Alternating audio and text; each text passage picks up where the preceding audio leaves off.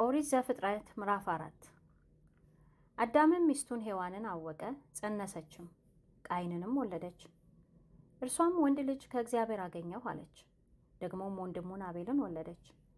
አቤልም በግ ጠባቂ ነበር፣ ቃይንም ምድርን የሚያርስ ነበር።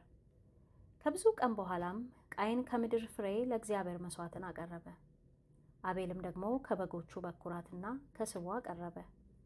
እግዚአብሔርም ወደ አቤልና ወደ መሥዋዕቱ ተመለከተ፣ ወደ ቃይንና ወደ መሥዋዕቱ ግን አልተመለከተም። ቃይንም እጅግ ተናደደ፣ ፊቱም ጠቆረ። እግዚአብሔርም ቃይንን አለው፣ ለምን ተናደድክ? ለምንስ ፊት ጠቆረ? መልካም ብታደርግ ፊት የሚያበራ አይደለምን? መልካምም ባታደርግ ግን ኃጢአት በደጅ ታደባለች። ፈቃዷም ወደ አንተ ነው፣ አንተ ግን በእርሷ ንገስባት። ቃይንም ወንድሙን አቤልን ና ወደ ሜዳ እንሂድ አለው። በሜዳም ሳሉ ቃይን በወንድሙ በአቤል ላይ ተነሳበት፣ ገደለውም። እግዚአብሔርም ቃይንን አለው፣ ወንድምህ አቤል ወዴት ነው? እርሱም አለ፣ አላውቅም፣ የወንድሜ ጠባቂው እኔ ነኝን? አለውም፣ ምን አደረግ? የወንድምህ የደሙ ድምፅ ከምድር ወደ እኔ ይጮኻል።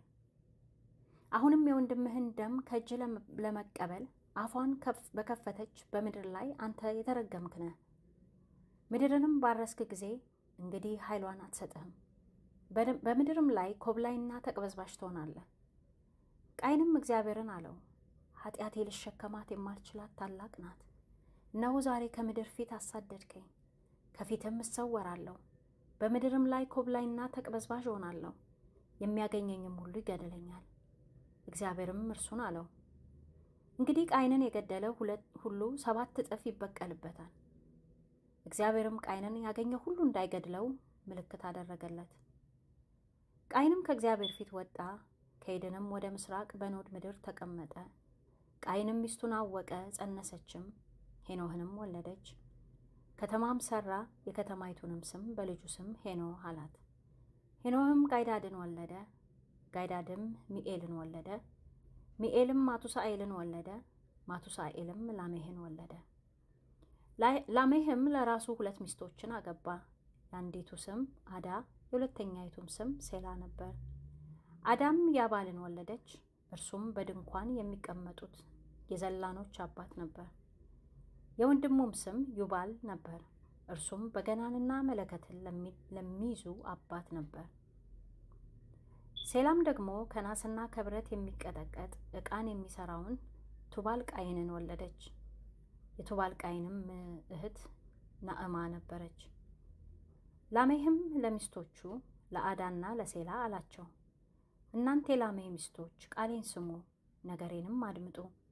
እኔ ጎልማሳውን ለቁስሌ ብላቴናውንም ለመወጋቴ ገድየዋለሁና ቃይንን 7 እጥፍ ይበቀሉታል፣ ላሜህን ግን 77 እጥፍ።